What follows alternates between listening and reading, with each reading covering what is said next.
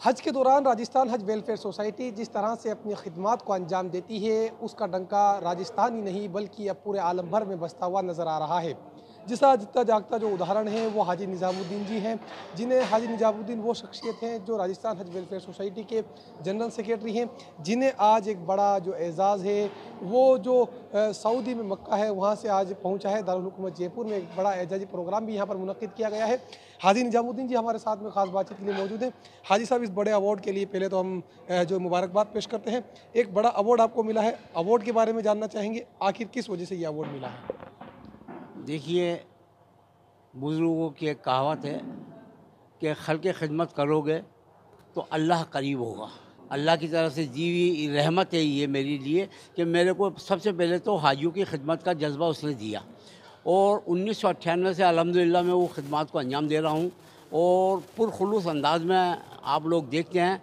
इंशाअल्लाह ताला हर साल हम इस काम को अंजाम देते आए हैं। वहाँ से इमाम हरम वाले दस्तखत वाला ये सर्टिफिकेट मुझे आज मिला है। इससे पहले वहाँ पर मुझे WHO से जो इनामात मिले थे, अल्हम्दुलिल्लाह मैं उसके लिए भी और इसके लिए भी उन साहब का शुक्र, अपने सैयद आरिफुद्दीन साहब का शुक्रिया अदा करता हूँ कि उन्होंने मेरे लिए इतनी मेहनत की और मशक्क़त की। मेरे आज खुशी का ठिकाना नहीं है कि मुझे इमाम हरम के दस्तखत वाले सर्टिफिकेट मुझे मिला है। मैं बहुत खुश हूँ आज। एक बड़ा सर्टिफिकेट आपको मिला है। वैसे तो सर्टिफिकेट लगभग हम देखें तो यहाँ पर लाइन लगी हुई है।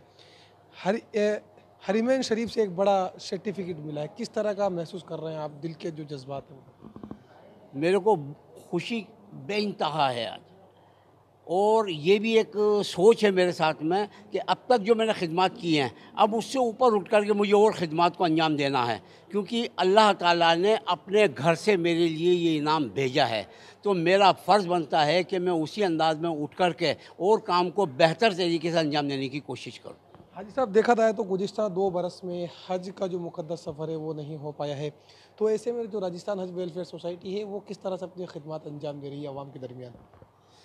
पिछले 2 साल से हज नहीं हो रहा है, ये दूसरा साल है और अल्लाह का बहुत बड़ा इनाम है कि अल्लाह ताला ने मेरे लिए ज़रिए और बना दिए। हमारे अमीन कागज़ी जो MLA हैं, उन्हों के क्षेत्र के अंदर एक अस्पताल जिसको मैं 25 साल से देखभाल करता चला आ रहा हूँ, मैंने जब उन्हों के जहन में ये बात डाली तो उन्हों के दिमाग में ये बात आ गई और उन्होंने उसका पैसा सेंक्शन करवाया और अल्हम्दुलिल्लाह मैं वहाँ बैठ कर के हाजियों की की लोगों की खिदमत के हिसाब से इस काम को अंजाम दे रहा हूँ। वो बिल्डिंग बन चुकी है। अब ये जो कोरोना कार्यकाल चल रहा है तो इसके अंदर हमने पहले राउंड में भी लोगों की खिदमत को अंजाम दिया और क्योंकि रामगंज बाज़ार जो है वो हॉट स्पॉट बन चुका था, उसके बावजूद भी हमने जो है वहाँ पे काम किया।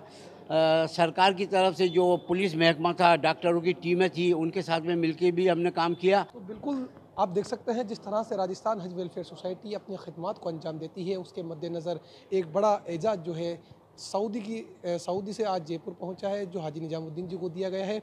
मोहम्मद रज़ाउल्लाह, ETV भारत, जयपुर।